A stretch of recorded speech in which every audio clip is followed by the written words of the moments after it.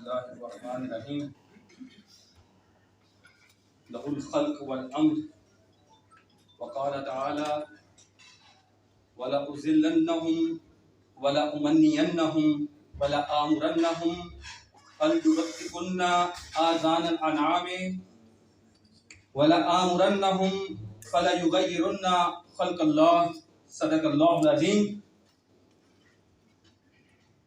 शैतान ने अल्लाह रब्बुल इज़्ज़त को चैलेंज किया कि मैं उनको गुमराह करूंगा, उनके रास्ते से भटकाऊंगा, उनको उनकी ख्वाहिशात का गुलाम बनाऊंगा और मैं उनको हुक्म दूंगा कि जानवरों की साख को उनके कान काट के तब्दील करें और मैं उनको हुक्म दूंगा कि वो तगय्युर कर दें अल्लाह ताला की तख्लीक को, खल्क को। ये वो शैतान का चैलेंज है। हज़रात गिरामी, ट्रांसजेंडर राइट्स एक्ट, आप सोच रहे होंगे कि 2017 में और 18 में पाकिस्तान में हुकूमत और अपोजिशन आपस में बहुत जबरदस्त लड़ाई में होंगी, एक दूसरे के साथ मर का आरा थी, दुश्मनी अल्फाज के अंदर ऐसी नजर आती थी कि शायद ये जानी दुश्मनी तक पहुंची हुई है। लेकिन एक मामला ऐसा था जिस पर मैं हैरान हूं कि किसने और कैसे पाकिस्तान की मुख्तलिफ पार्टियों, मुख्तलिफ सूबों से ताल्लुक रखने वाली सेनेटर्स को एक जगह पर बैठाया। पाकिस्तान की एक सेनेटर पाकिस्तान तहरीक इंसाफ से ताल्लुक रखती थी, 2 सेनेटर्स पाकिस्तान पीपल्स पार्टी पार्लियामेंटेरियन से ताल्लुक रखती थी, एक सेनेटर साहिबा नून लीग से ताल्लुक रखती थी और एक सेनेटर साहब काफ लीग से ताल्लुक रखते थे। ये 5 के 5 एक टेबल पर जमा होके एक प्राइवेट बिल सेनेट में मुतारिफ करवाते हैं और उसकी रोशनी में बगैर बहस के सेनेट में ये बिल इंतहाई तेज रफ्तारी के साथ वो पास कर दिया जाता है। ये सेनेट की पूरी कार्रवाई इसकी अक्कासी करती है। आप जरा सोचिए, इस बैरूनी एजेंडे को साबित करने के लिए, गैर मुल्की साजिश को साबित करने के लिए किसी और चीज की जरूरत नहीं है। इस बिल में इन 5 लोगों का एक टेबल पर बैठकर इस बिल को बनाना और फिर इसको पार्लियामान में पेश करवा के मंजूर करवा देना, यही इस बात की अलामत है कि ये सारे इस बात पर इकट्ठे हैं। फिर इत्तेफाक की बात है कि 7 मार्च को ये बिल सेनेट से पास हुआ और पाकिस्तानी कौम की बदकिस्मती है कि सेनेटर मुश्ताक साहब उसके 4 दिन बाद सेनेट के मेंबर बने। इन्होंने हलफ 11 मार्च को उठाया। काश से पहले उस वक्त सेनेट में मौजूद होते, सेनेट का हिस्सा होते, तो इन अकेले की आवाज इतनी जरूर है कि वो लर्जा तारी करने के लिए काफी है। शायद ये बिल पास ना हो पाता। जिन लोगों ने ये बिल पास करवाया था वो ये भी जानते थे कि पाकिस्तान का दीनी तबका जो है, जो पार्लियामान में मौजूद है, इसको आप थोड़ा सा बेनिफिट ऑफ डाउट जरूर देंगे दीनी तबके को। मैं इस बिल की 2 चीजें आपके सामने पढ़ूंगा जो शायद बड़ी बारीक नौयत की हैं, लेकिन आपको समझ आएगी। जब बिल पेश होता है तो उसका एक तर्जुमा भी पेश होता है और जब बिल पेश होता है तो उसका अंग्रेजी वर्जन भी पेश होता है। हमारे यहाँ अक्सर मजहबी तबके के लोग जो है, जो सेनेट में हैं, वो उर्दू तर्जुमा लेते हैं उसका। और जब बिल सेनेट में अंग्रेजी में और उर्दू में दोनों सूरतों में पेश किया गया, तो जब पेश किया जाता है तो उस बिल के ऑब्जेक्टिव्स भी पेश किए जाते हैं। पर्पस और ऑब्जेक्टिव क्या है उस बिल को पेश करने का, वो जो पर्पस और ऑब्जेक्टिव है उसका एक हिस्सा देखिएगा। इसमें ट्रांसजेंडर का जिक्र आपको नहीं मिलेगा। बयाने अगराज और वजूह में आपके सामने पढ़ता हूं। आप देखिएगा कि मुखन्नस अफराद मुल्क के सबसे पसमानदा तबकात में से एक है। मुखन्नस, ट्रांसजेंडर का जिक्र नहीं है। ट्रांसजेंडर और मुखन्नस में फर्क है और ये उस कानून के अंदर लिखा हुआ है, मैं आपको बताऊंगा अभी। फिर फरमाते हैं और इन्हें समाजी बेदखली से इम्तियाजी सलूक, तालीमी सहूलियात की कमी, बेरोजगारी, तिब्बी सहूलियात की कमी और दीगर मसाइल का सामना है। अब आगे हवाला दिया जा रहा है अदालत उस्मा के एक केस का फाजल अदालत उज़्मा अदालत पाकिस्तान ने 2009 में एक फैसला दिया था कि कोई पाकिस्तानी कानून ख्वाजा सराओं को उनके बुनियादी हकूक से महरूम नहीं कर सकता। यहाँ जिक्र आ रहा है ख्वाजा सरा का लफ्ज इन्होंने लिखा है। अब मैं ट्रांसजेंडर की डेफिनेशन जब पढ़ूंगा तो आपके सामने चीजें आएंगी क्या है ये। जैसा कि इस्लामी जमहूरिया पाकिस्तान के दस्तूर का आर्टिकल, वो फिर आगे आर्टिकल्स का जिक्र है, आगे आता है मुखन्नस अफराद ब्रैकेट में हकूक के तहफ़्फ़ुज़ का बिल 2017 दर्ज झैल अगराज़ व मकासिद का हसूल चाहता है। नंबर 1 मुखन्नस फर्द की तशरीह, नंबर 2 मुखन्नस अफराद से रवादारी इम्तियाजी सलूक का इम्तना, मुखन्नस अफराद को दिए गए हकूक और सिनफी पहचान का हक, ये वजह करना मुख्तलिफ चीजें आगे, लेकिन बार बार मुखन्नस का लफ्ज इस्तेमाल किया जाता है। अब जरा देखिए इसके अंग्रेजी वर्जन में एक लफ्ज का इस्तेमाल किया गया है जो कि मेन कानून में फिर आपको पता चलेगा कि वो उसका एक जुज़्व है, लेकिन यहाँ इसको कुल के तौर पर पेश किया जाता है। कहा जाता है statement of objective and reasons में the supreme court of Pakistan passed a ruling in 2009 stating that no Pakistani law provide room for disenfranchised eunuchs from their fundamental rights। यहां लफ्ज क्या इस्तेमाल हुआ? यूनक्स का। इसका मतलब यह है कि वहां भी सुप्रीम कोर्ट का हवाला देकर पार्लिमान के साथ फ्रॉड किया गया। पार्लिमान के साथ फ्रॉड किया गया कि यहां सुप्रीम कोर्ट ने यूनक्स के हकूक की बात की है, उनके ऑर्डर पास किए हैं। Yes, supreme court of Pakistan ने यूनक्स के राइट का ऑर्डर पास किया है। आपने ट्रांसजेंडर का कानून पास कर दिया और पूरी डेफिनेशन को जो कुछ एक मखसूस तबके तक महदूद थी उसका दायरेकार इतना बढ़ाया। अब वो कितना बढ़ाया मैं आपको बताता हूं। देखिए इस एक्ट में ट्रांसजेंडर की डेफिनेशन जो की गई है वो 3 तरह के लोगों का इहाता करती है। पहला हिस्सा है उसका जिसको मैं अरबी जुबान के इस्तिलाह, ये सबसे बड़ा मसला जो हमारे साथ हुआ है खिलवाड़, वो इस्तिलाहात की बुनियाद पर हुआ है। हमारे यहाँ ख्वाजा सरा, हिजड़ा, मैं लफ्ज इस्तेमाल नहीं करता लेकिन आप जानते हैं हम माशरे में उन अल्फाज के साथ पुकारते हैं इसको, लेकिन अब जब कानून की बारी आती है तो उर्दू में चूंकि मुख्तलिफ अल्फाज मुश्तामिल हैं, अरबी जुबान में इसके लिए अलग इस्तिलाहात हैं और अंग्रेजी में बिल्कुल एंटायरली डिफरेंट इस्तिलाहात हैं। और ये इस्तिलाहात का खेल है जिसका ये फायदा उठाया गया है इस कानून को पास करते हुए। ये लफाजी का एक तरीकाकार था। खंसा अरबी जुबान का लफ्ज है। फिक की कोई किताब उठा ले, मैंने फिक की, फिका हनफी की, मालकी की, शाफी की, तमाम किताबों को इस मौजू पर देखने की कोशिश की है। बदायुस सराय अल्लामा कासानी ने पूरा एक चैप्टर लिखा है किताबुल खंसा। 3वीं सदी हिजरी में अल मबसूत में पूरा एक चैप्टर मौजूद है किताबुल खंसा के नाम से। हदाया में, हदाया की हर शरह में, हदाया की कोई भी शरह उठा लें उसमें किताबुल खंसा के नाम से आपको चैप्टर मिलेगा। मैंने उसकी शरह अल इनाया देखी, उसमें भी ये मौजूद है, उसकी मुख्तलिफ शरूआत में मौजूद है, ये चैप्टर मौजूद है। आप कदूरी को उठाएं, कदूरी शरीफ का भी आखिरी चैप्टर खंसा के नाम से मौजूद है। आप मिरकात उठाएं जो मतन है उसमें भी ये मौजूद है। कोई भी फिक्र की किताब उठाएंगे, बदायतुल मुज्तहिद उठाएंगे जो फिका मालिकी की इब्न रुश्द की किताब है, उसमें भी आपको किताबुल खंसा का चैप्टर मौजूद है। ये किताबुल खंसा, खंसा क्या है? खंसा ये है कि वो लोग जो एक डिसेबिलिटी के साथ पैदाइशी तौर पर वो ना मुकम्मल मर्द नहीं बन सके या मुकम्मल औरत नहीं बन सके। 2 किस्में खंसा की याद रखिएगा फिक्र के हवाले से, फिर मैं आगे आपको कानून की वजाहत करूंगा। खंसा की 2 किस्में हैं, एक खंसा मुश्किल है और एक खंसा गैर मुश्किल है। जो खंसा गैर मुश्किल है वो लोग हैं मर्द के तौर पर पैदा हुए लेकिन मर्द की वो तमाम मुकम्मल फीचर्स उनके अंदर नहीं आ सके, उससे थोड़े से कम में रह गए वो। इस्लामिक लॉ ने चूंकि बाकी फीचर्स उनकी सारी की सारी मर्दों वाली थी, इस्लाम ने कहा कि नहीं ये मर्द हैं, इनको मर्दों के तमाम हकूक मिलेंगे, तमाम के तमाम राइट्स। दुनिया में आज तक कोई मजहब, कोई रियासत, कोई निज़ाम कानून उनको पूरे के पूरे इस तरह हकूक तफवीज़ नहीं करता। पाकिस्तान इस्लाम का 1400 साल पहले का कानून ये है कि वो कहता है खंसा अगर मर्द की फीचर उसमें मौजूद हैं, उसकी दाढ़ी के बाल आगे, वो मुकम्मल मर्द नहीं बन सका, तो तमाम राइट्स को मिलेंगे जो मर्दों के हैं। अगर उसकी डोमिनेंट फीचर्स जो हैं वो औरतों वाली हैं, मुकम्मल औरत नहीं है, बच्चे पैदा नहीं कर सकती, औरत के वज़ाइफ अदा नहीं कर सकती, कोई बात नहीं, लेकिन वो औरत के तौर पर तस्लीम की जाएगी और उसको तमाम हकूक मिलेंगे, किसके? औरतों के मिलेंगे। खंसा मुश्किल की बारी आ गई।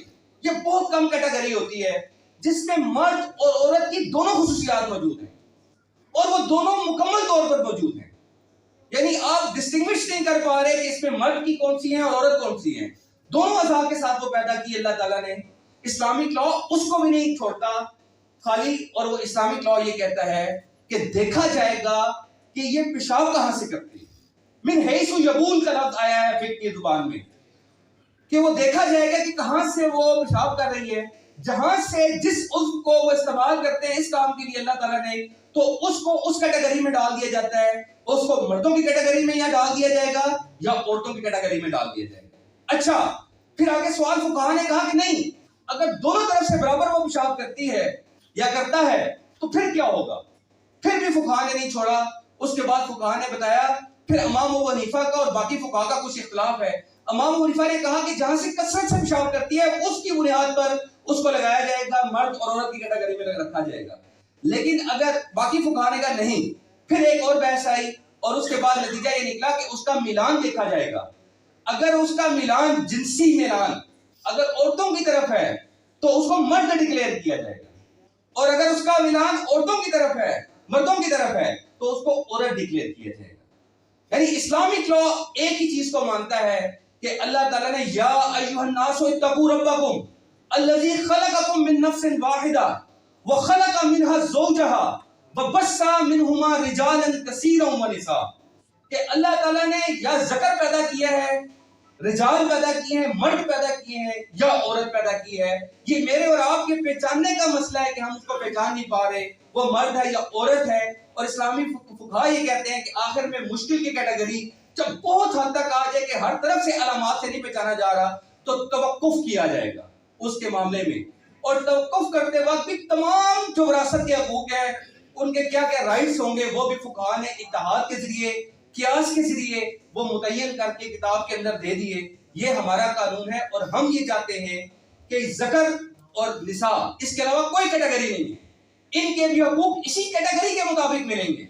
इस कैटेगरी को तोड़कर, इसको मरोड़कर आप उनको उनके हकूक नहीं दे सकते। नंबर एक बात यह है इस कानून में, और इस कैटेगरी को जो मैंने अभी आपके सामने बयान की है इस्लामिक लॉ की, इसको अंग्रेजी जुबान में कहा जाता है इंटरसेक्स। क्या कहते हैं? इंटरसेक्स। और इसका तर्जुमा करते वक्त जो इसके लिए लफ्ज इस्तेमाल किया गया हमारे कानून में, इन्होंने खुसरे का लफ्ज इस्तेमाल किया इसके लिए। ठीक है, इंटरसेक्स और ब्रैकेट में लिखा है खुसरा, और कहा है intersex with mixture of male and female genital features और जेनिटल एम्बिग्यूइटीज। ये वही है जो मैंने आपके सामने अभी बयान कर दी है। दूसरी कैटेगरी है इंटरसेक्स के बाद, खंसा के बाद, मुखन्नस की, जिसको मैं और आप कंफ्यूज करते हैं। मुखन्नस और खंसा अलग कैटेगरी है, इस कानून में आई है। मुखन्नस क्या है? मुखन्नस वो है जो मर्द है, मुकम्मल मर्द है, लेकिन किसी हादसे की बुनियाद पर, किसी जुल्म और जबर की बुनियाद पर, हमारी अपनी हिस्ट्री में ऐसा है कि लोगों को नामर्द बनाया जाता रहा, उनकी कैस्ट्रेशन की जाती है या उनकी इंसिशन की जाती है कि उनको नामर्द बना दिया जाए, उनको नकारा बना दिया जाए, उनको खसी बना दिया जाए, जबरन बना दिया जाए। जुल्म है, अल्लाह ताला की आयात के साथ, इंसानी अहकामात के साथ बगावत है, इन्हीं के बारे में कहा गया। लेकिन अगर कोई बंदा ऐसा उसके साथ कर दे, अब वो मुखन्नस बन चुका है हादसे के तौर पर या जबर के तौर पर, तो उसके लिए क्या अहकामात है? वो मुखन्नस है इस्लामी टर्मिनोलॉजी में, और उसके लिए वही अहकामात हैं जो जबरन बन गया, वो मर्द है, मर्द ही रहेगा, मर्द ही के तमाम अहकामात उस पर लागू हैं और मर्द ही के हिसाब से उसका जीना और मरना चलेगा। लेकिन मुखन्नस का एक और मतलब भी है, और वो ये है कि जो मर्द, और वो सही बुखारी में हदीस की मुख्तलिफ, इमाम बुखारी जब किसी बाब बनाते हैं तो वो बाब भी फिक्र के एतबार से बड़ी अहमियत का हामिल हुआ करता है।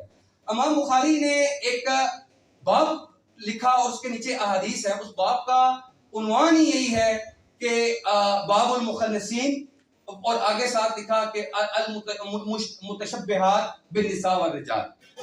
ये वो लोग मुखन्नस की अब दूसरी किस्म कि जो लोग अपने आप को है वो मर्द लेकिन वो औरतों की मुशाबहत इख्तियार करना चाहते हैं, या वो औरतें हैं और वो मर्दों की मुशाबहत इख्तियार करना चाहती हैं, अपनी चाल डाल में, अपनी वज़ाकता में, अपने लिबास में, अपनी आदात और अतवार में, अपने पूरे अंदाजे तर्ज जिंदगी में है वो मर्द लेकिन वो औरत के तरह या मर्द होते हुए तशब्बुह बिल रिजाल व तशब्बुह बिल निसा इसको कहा जाता है।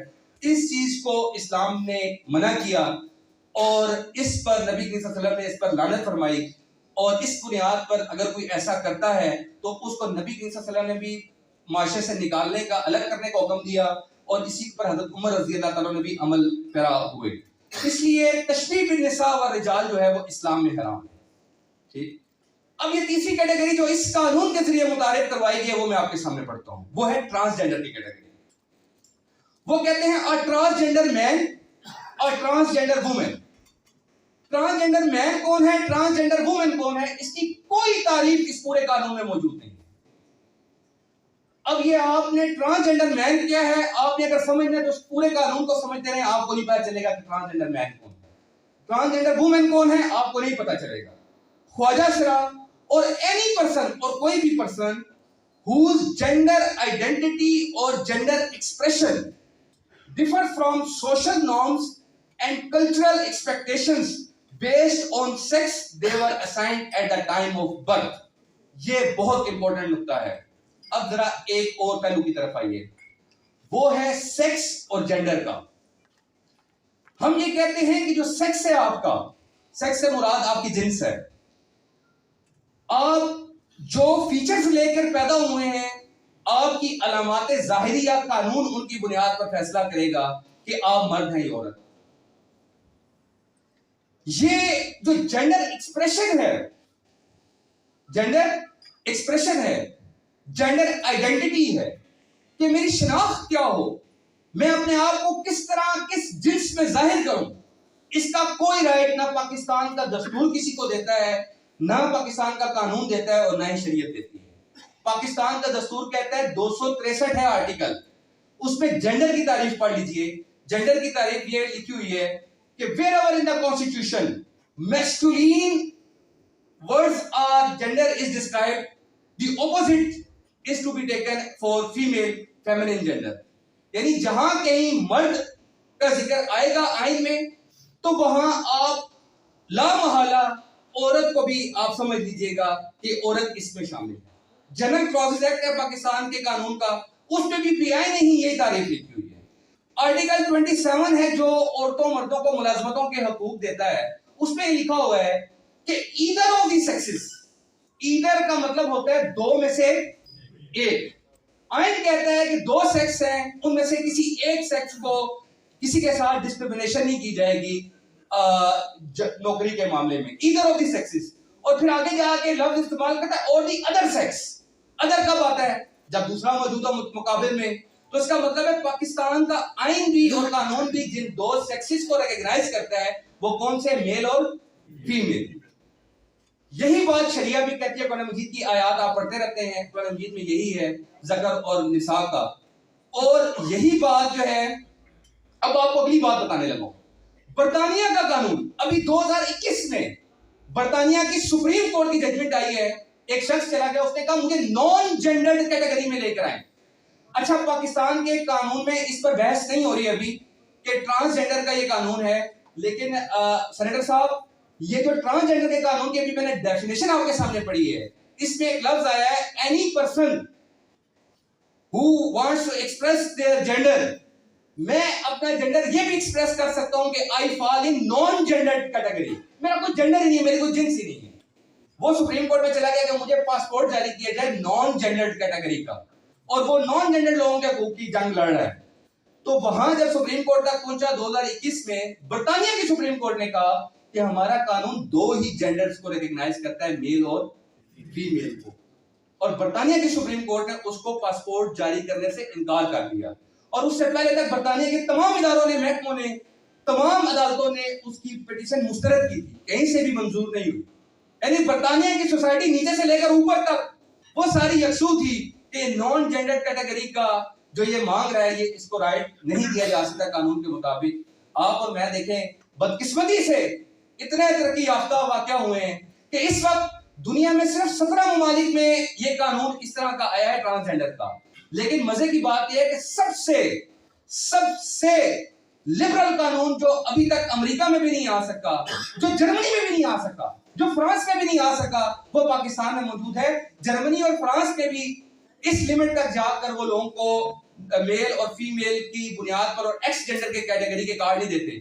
ये पाकिस्तान में एक्स जेंडर कैटेगरी के कार्ड श्री मदारी साहबा ने शुरू करवाए, इस कानून की रोशनी में रूल्स बनाए 2020 में, और उसके बाद आगे काम चला। अब इस कानून के तहत अगली जो एक बड़ी जो भयानक चीज है, जेंडर की मैं बात कर रहा था, सेक्स तो हो गया, जेंडर क्या है? जेंडर यह है कि मैं बैठा हूं, मेरे जहन में ख्याल आया कि मैं मर्द नहीं हूं, मुझे अपने आप को जाहिर करना चाहिए, मेरी जेंडर एक्सप्रेशन, मेरी जेंडर आइडेंटिटी जो है, that is wrong, which was made at the time of birth